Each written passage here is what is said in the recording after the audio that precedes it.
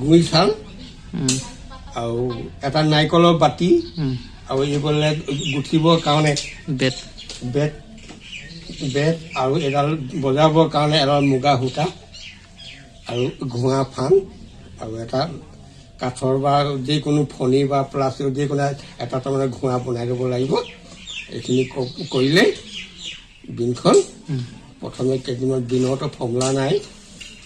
কেহকো কৰিলে